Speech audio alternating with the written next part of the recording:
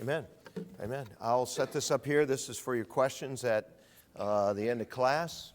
And if you've forgotten to get any of those surveys or wanted those books from before, those are up there too. Go ahead and get in your Bible if you would to Ephesians 4. This is the 10th time I've taught this class, and one of the things that is always amazing to me but happens every time is we never finish with as many people as we start. And what I've learned over the years is that lots of people say they want their marriage to be better, whether they want to make a bad one okay, an okay one good, a good one better. But there's a lot less people who want to do that if it takes any effort. And what you're going to learn is that every healthy relationship, including your relationship with God, is going to take effort. And, you know, we just sometimes don't want to put it in.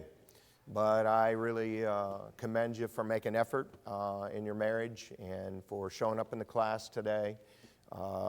Great job. And I really believe the Lord will bless anybody who's really just trying to do what he wants to do in life. All of us fail to do it perfectly, but he always blesses those who just sincerely try to apply what he's taught us as best as we're able to do. Our review thought for this week is one that I gave a few weeks ago because I'm just going through the list. I've got 8 of them and we have 14 weeks. If you're struggling, you didn't get where you are in a day. You didn't get where you are in a week. You didn't get where you are in a month. And so you're not going to get out in a day. But by the grace of God, whatever it is that you're in, if you do the right thing and you get the Lord involved, your marriage can be good. Every marriage goes through seasons that are more difficult than others. Everyone does. And the marriages that end up good and then end up lasting are people who, in those difficult times and in those ebbs of your emotion, make the right choices and get right with God, and the Lord is interested in your home. As usual, we'll start with some of the questions that you turned in that are relevant to the subject that we're on. Last week, if you remember, we started talking about forgiveness. We're going to talk about it some more today. Here's question number 1. How do you trust again after being deeply hurt or betrayed? First thing I will say that whoever this is and to whoever else it applies, I'm sorry you've been really deeply hurt. Probably in life, all of us get deeply hurt. Sometimes that deep hurt is in our own home, and sometimes it's in our marriage. And I'm sorry that you've gone through that. But if you're ever going to rebuild trust, it takes 2 things. A lot of people think it only takes 1. It takes 2 things. The first thing it takes is someone who's willing to rebuild trust. And the second thing it takes is someone who's willing to modify their behavior to rebuild trust. So if you have somebody who's willing to modify their behavior to rebuild trust and a second person who's not really willing to rebuild trust, it won't matter. Other times you have someone, okay, I want to rebuild trust, I want our home to be right, but you have someone who's not willing to modify their behavior to rebuild trust. That also does, it takes both things. And so, again, as we talk about forgiveness and we talk about all these things, even if they don't apply to you now or maybe ever, these things, it's going to happen to your friends. This is going to happen to people in your family. And so all these things, if you just put them in your mind and in your heart, somewhere along the way you'll be able to help someone. And so if you want to rebuild trust and you have those two things, the first thing then you need to do is you need to pray daily about your willingness to forgive. And you need to pray daily about this, the other person involved, their willingness to modify their behavior. The second thing you need to do is you ought to agree on a plan to rebuild trust. I think asking the question honestly and answering it honestly, okay, what do I need to do to rebuild trust? Generally, the person who's the offender, they want trust back like that. I don't think trust is given out like that. I don't think trust is a light switch. I think trust is a process. I think trust is earned. And I think you ought to agree together on a plan. How can I rebuild trust? And the third thing you need is you need time. Deep wounds don't heal instantly. And understand, this stuff applies to your marriage. This stuff applies to things that happened to anybody in here in the past. These things apply to things that will happen to you in your family, things that will happen to you in the church. It applies for all of those things. Question number 2, how do you forgive yourself if you sin deeply against your spouse? The first thing you have to do to forgive yourself is you have to get God's forgiveness. And if you're not confident in God's forgiveness, you'll never have any foundation to forgive yourself. And so you got to get that, which means you have to have honest confession. You need to take full responsibility before God. You need to set out by the grace of God to not do this again. I mean, that's how you get God's forgiveness. You don't just mumble a couple of words. That's not how you get it. If you want to forgive yourself, you got to first get God's forgiveness. And then you need to understand that you're going to have to work through a process. Forgiveness with God, and we'll talk about this briefly later, it's instantaneous because He's God. He can do that. None of us are able to do that. We can't forgive someone else instantaneously. We can't forgive ourselves instantaneously. And so you got to begin to work through this process of forgiving yourself. Get God's forgiveness, modify your behavior, and know that you've modified your behavior. It gives you something to fall on, to say, okay, I'm working through this process. The next thing you need to do is you need to understand the difference in guilt and conviction. If I gave you a piece of paper and said, write down what the difference in guilt and conviction are, how many people could do that? 1, 2, 3, 4. Okay, good. I've probably said this 100 times, maybe 50 times. I'll say it again. Okay, guilt and conviction feel the same. Guilt is from Satan, conviction's from God. They feel the same. So if you want to know the difference, what you have to do is you have to look at the end of those feelings. If the end of those feelings is, I'm worthless, this will never be better, I'll just turn around and do this again, this is just who I am, you're a piece of trash. If the end of those feelings is hopelessness, that's guilt from Satan. If the end of those feelings is, wow, God can forgive me, God can use me again, there's hope for tomorrow, I can be better. Do you follow what I'm saying? That's conviction from God. And if you don't understand the difference in guilt and conviction, Satan will really, especially if you're a more sensitive person, he will really just beat you down. Okay? And so understanding that will really help you work through the process of forgiving yourself. Because you got to get God's forgiveness, and you do have to forgive yourself. You need your spouse to forgive you, and you have to forgive yourself. Last Sunday, we started the subject of forgiveness, and as I said earlier, it's a part of every healthy marriage. It's a part of every life. We're all going to sin against people. We are all going to have people sin against us. Sometimes we're going to be deeply hurt. I really personally think that probably everybody is deeply hurt in life at some point by some people. At times, though, it's going to be our spouse. Sometimes your spouse, you're going to find out they're involved in pornography. Sometimes you're going to find a spouse that went emotionally too far, or even worse, with somebody else. Sometimes, it's going to happen where your spouse is going to say something to you or to your children in anger that is just really, really over the top, and it is just going to always come back in your heart and mind. Sometimes your spouse is going to quit a job without another job and not have talked to you and it wasn't the family plan. They're going to buy something big and that really is going to make it difficult for your family financially. I hope it never happens to you. I really do. But sometimes it's going to happen, and if it doesn't happen to you, it's going to happen to some of your friends and family.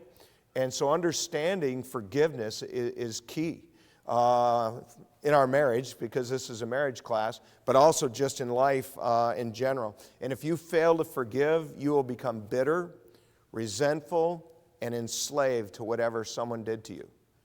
I mean, listen, there's probably people in this room, and you are literally enslaved in your heart and your mind to something that happened to you years ago. And it's not going to go away unless you learn to forgive. You can stay married because you're supposed to, and you should. But listen, who wants to stay married because you're supposed to? I want to stay married and be happy. I want to stay married and be blessed. I want to stay married and enjoy my spouse. And so we need forgiveness. And so we're just talking about how to be a better forgiver. And last week we talked about the first step is that we have to really want to forgive. And while that seems like a no-brainer, a lot of times we really don't want to. We want to have an excuse for our behavior. We want to have an excuse to be resentful towards someone. We talked about some motivation to want to forgive, and how we forgive affects how God forgives us. How we forgive affects how people forgives us. And so we have a command to forgive. We have some motivation to want to forgive. How do I do it? How do I move on? It should be in Ephesians 4, verse 32. Remember, these things apply to everything, not just our marriage. If this verse is not highlighted, underlined, something in your Bible, it should be. It is a key New Testament verse, Ephesians 4:32. And be ye kind one to another, tender-hearted, forgiving one another, even as God, for Christ's sake, hath forgiven you. Notice this admonition to believers to forgive one another as God, for Christ's sake, hath forgiven you. If you and I are going to forgive, the first thing we have to do is we have to have forgiveness from God. I think in this class, everybody here today understands that comes by being born again. It comes by a personal relationship with Jesus. But it is impossible to truly forgive until God has forgiven us, because when we're saved, we have Jesus in our life motivating us to forgive. We have Jesus in our life giving us strength to forgive. We have Jesus in our life giving us healing power to move on. We have Jesus in our life as an example of how to forgive. And so I don't want to spend time on that in this class, but you don't understand the basis of you forgiving other people is the fact that you have forgiveness. That God, for Christ's sake, hath forgiven you. How many people here think you deserved God forgiving you? Nobody. My hand is not up. So understand that God forgave us when we didn't deserve to be forgiven. And so that when you and I forgive, if we're going to forgive as God for Christ's sake hath forgiven us, we're not forgiving someone because they deserve to be forgiven. A lot of times when I talk to people, one of the biggest reasons they have for not forgiving someone is they don't deserve it. You're right. They don't. But that's not why you forgive. You forgive because God, for Christ's sake, forgave you. And you forgive because if you don't forgive, you will be in bondage to whatever was done your whole life. Your whole life. Listen, I don't want to know, but that probably everybody in this room, myself included, could list at least 2 or 3 or 4 people and situations and things that happened into our life that were incredibly grievous. They hurt us deeply, and they will enslave us our entire life if we say, well, they don't deserve my forgiveness. Listen, there's people, maybe even in here, you know, and the person that offended you, they're dead. And you still have that grudge in your heart against them. You know, We first must have God's forgiveness, have Christ in our life if we're going to forgive. How do I forgive? Go to 1 Corinthians chapter 15.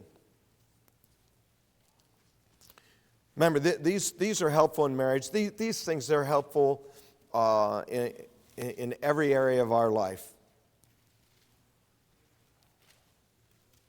And let's just be honest. Most of the time, if we've been deeply hurt, we can't talk about it. Publicly, for sure. I mean, if I started to talk about the things that deeply hurt me, some of those people are alive. And I'm not going to talk about it because I don't want you to know about it. I don't want you to think ill about them. I don't want that. And so while you might be able to talk to some individual counselor about it, you can talk to God about it. Here's the second thing you need to forgive. You not only need to be saved, you need to have God involved. 1 Corinthians 15:10, Paul here says, "But by the grace of God I am what I am, and his grace which was bestowed upon me was not in vain, but I labored more abundantly than they all. Yet not I, but the grace of God which was within me."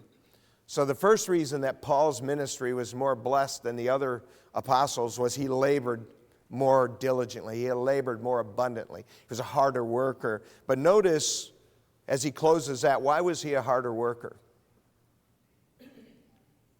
By the grace of God. Listen, Paul was highly educated. He's very gifted. He's very diligent. But he knew that anything good he did was really the grace of God. So if you want to forgive somebody, the first thing you have to do is you have to understand you're not going to be able to do this in your own strength. I don't know what happened to you. I don't know what will happen to you. I don't know what happened to your friends or family who talk to you about this, but you got to first recognize, I can't do this on my own.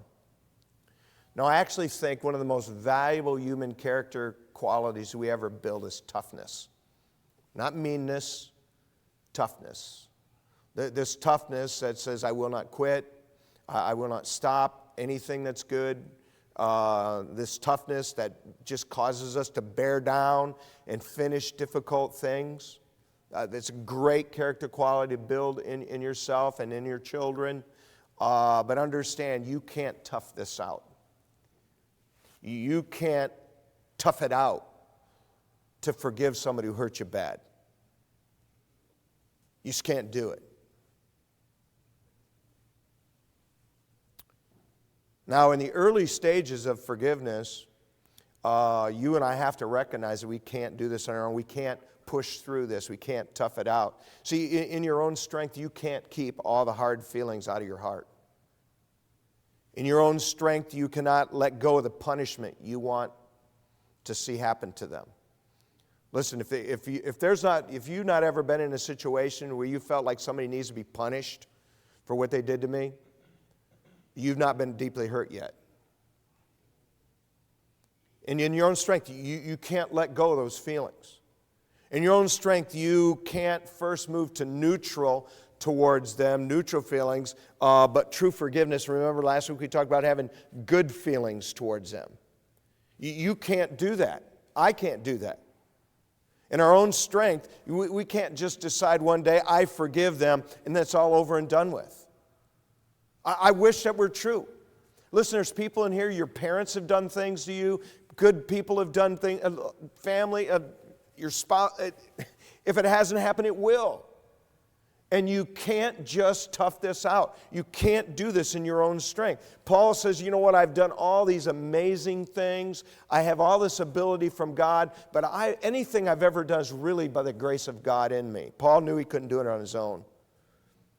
It's going to take some repeated and fervent prayer for God's help and God's grace in your life.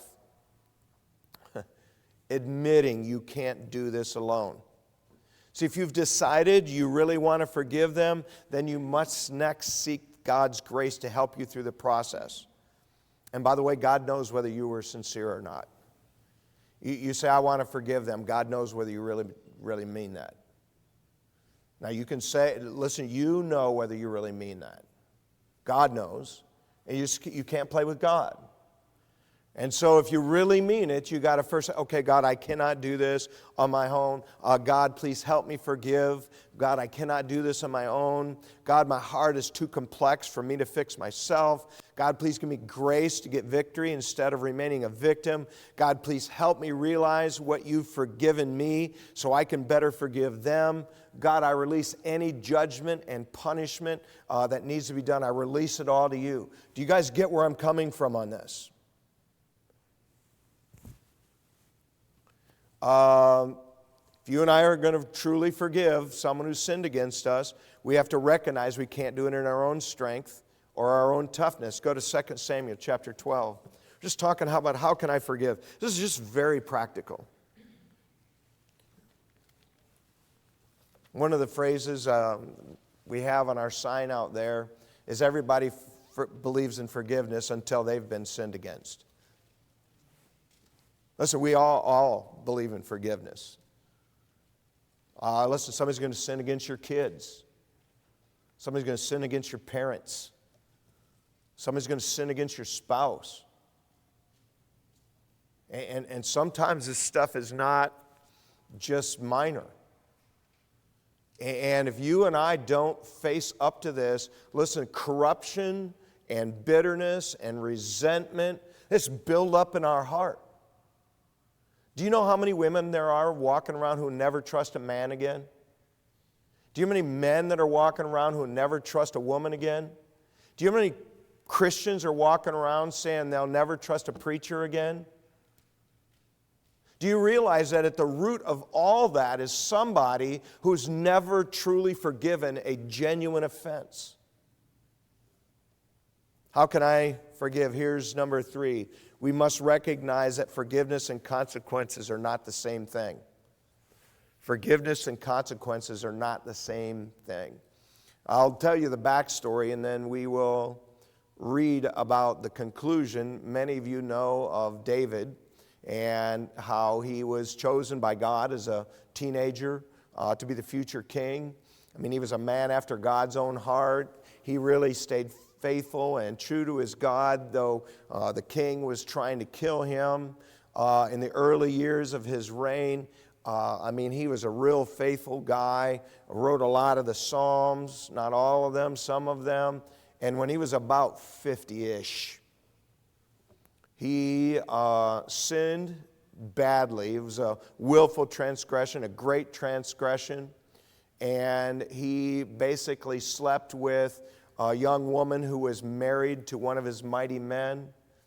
And then when he couldn't pin the pregnancy on her husband, he ordered a man named Uriah to be killed. Just, left him in the front of the battle and left him up there to die at the hands of the enemy.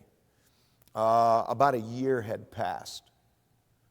And there was a child born, a little son. And from man's perspective, David had gotten away with this.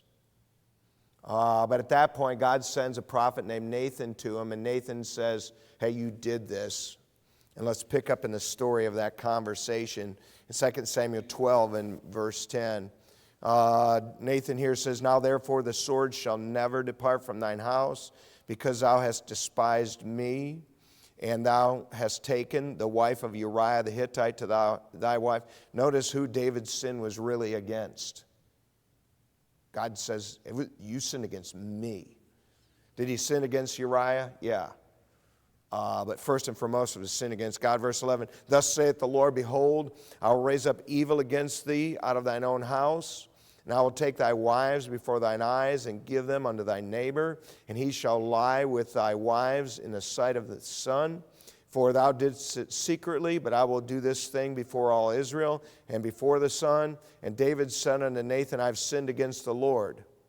Nathan said unto David, the Lord also hath put away thy sin, thou shalt not die. So let me ask you a question. Did David ask for God's forgiveness, yes or no?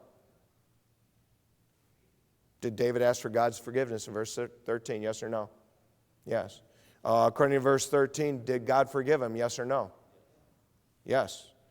Verse 14, howbeit by this deed thou hast given great occasion to the enemies of the Lord to blaspheme The child also that is born unto thee shall surely die.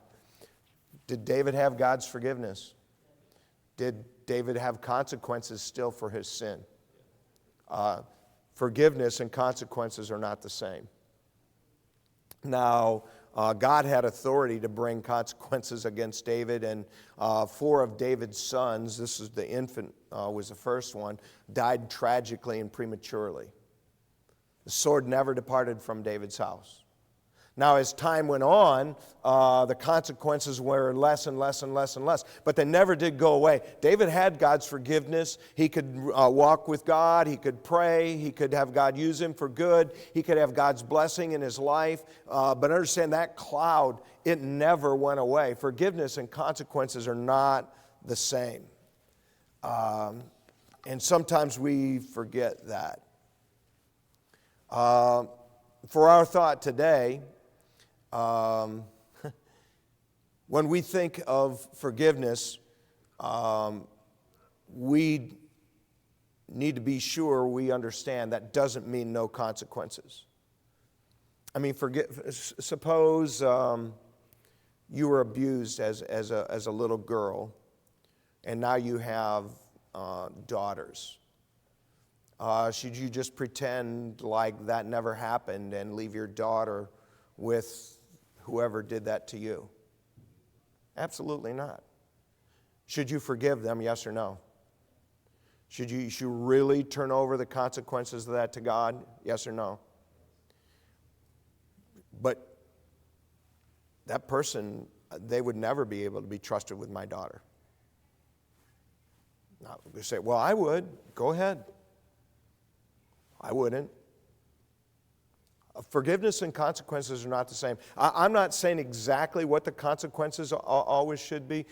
Listen, if you catch your husband in pornography, or your wife starts to become emotionally too close to someone other than you, should you forgive them, yes or no? Yes. Should there be some consequence? Yeah. Yeah. I think as a husband and wife, you should work through those consequences. Remember, one person who's willing to rebuild trust, and one person willing to do what it takes to rebuild trust. That's what it takes to rebuild trust. Remember this plan? I can't in this kind of setting say what the plan should be, because it depends on the person, depends on what was done.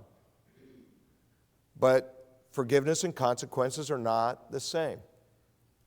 And one of the things when it's not our spouse and it's not someone over whom we have authority to bring consequences, you have to commit the consequences of that to God.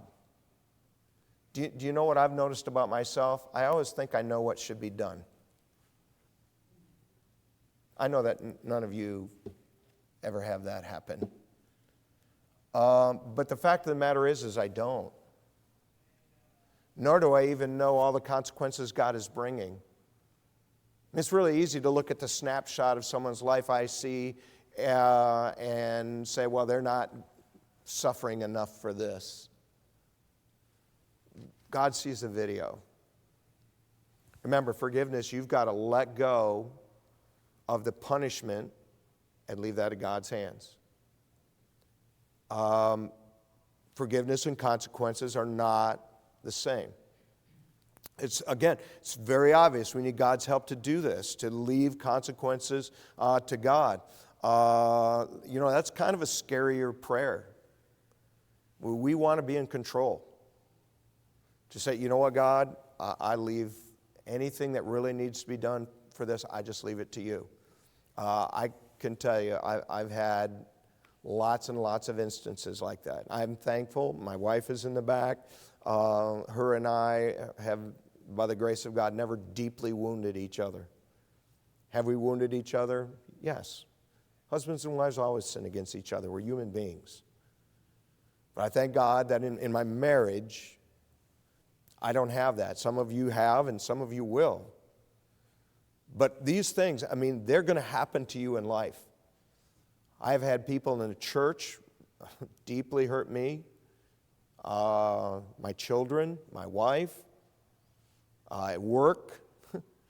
my family. Listen, I do not want to be in bondage to what somebody did the rest of my life. I don't want my heart filled with bitterness. I don't want that. And so I've got to learn to forgive. And forgiveness and consequences are not the same. Which gets us to the last thing this morning. Here's number 4. How do I forgive? I must recognize that God is able to instantly do something that is a process for me. I have to give this time.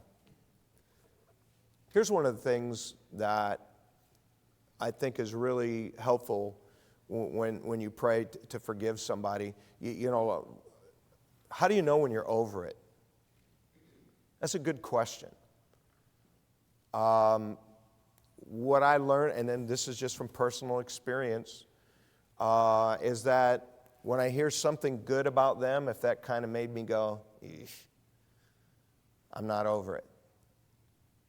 If I hear about something bad that happened to them and I'm like, I'm not over it. What I think you're going to learn is that you have to give yourself time, and you go through this process, and it might, the first 3 to 6 months, they might be pretty intense, where sometimes even multiple times a day, you've got to say, you know, God, I forgive them. I feel these hard feelings coming up in my heart. God, please help me. One of the things that I've learned that's really hard to remain bitter at somebody you're praying for. And what I've done and tried to do, and sometimes better than others, is pray for the person that offended me. When those hard feelings come in my heart, the first thing is I recognize, Lord, I'm sorry, I don't want that hard feeling in my heart. Please forgive me for having that. Cleanse me. God, I forgive them for Christ's sake. And then I begin to pray for them. You know, God, I pray you'd help such and so. God, I pray you'd work in their life for good. God, I pray you'd help them to find restoration and peace. And you know what? If you can't pray like that, you're not as far along in this process as you think. The first few months, you're just going to be working yourself from, I want to see their eyes gouged out, to neutral. All right, but if you want to work from neutral, remember how Joseph forgave? Remember we talked about that last week? He spake kindly unto them and worked for their good because he had truly forgiven them. If you really want to get there, you're going to have to pray for them. And I'm just being transparent with you. The first thing that happens for me is I pray for them and I don't really mean it. By the way, you're better to pray for them and not mean it than not pray for them. And then as time goes on, I'm working on, God help me, give me grace to mean that more. To where finally, by the grace of God, and remember, we don't get through this on our own. You can't tough this out. By the grace of God, you can, in your heart, no longer not have negative feelings and not just be neutral. You know, you can want them to have something good in their life. Remember, this doesn't mean the consequences go away. Listen, if somebody did something to you and the statute of limitations hasn't, passed, let the police know. They might do it to somebody else. But listen, the police stopping them from doing it to somebody else, that doesn't heal your heart.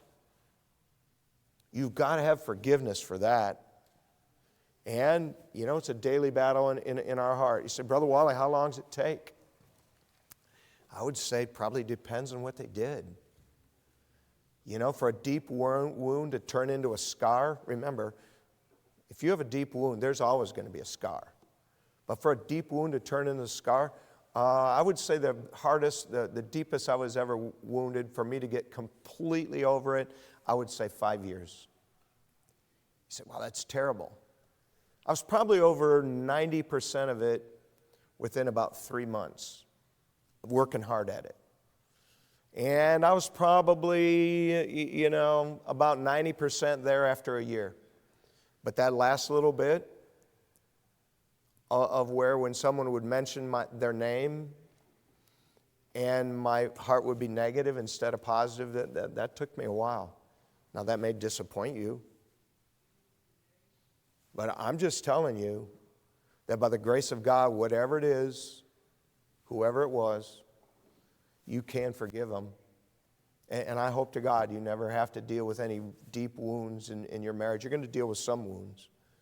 But I do know that by the grace of God, you can get over it. I'm going to stop. I have 4 minutes early, in which I never do that. And so you have time to fill out those questions. Does anybody have a question you want to ask out loud? No, I never want to say anything out loud. All right, well then just write a private question down and we're all done and put it up in there.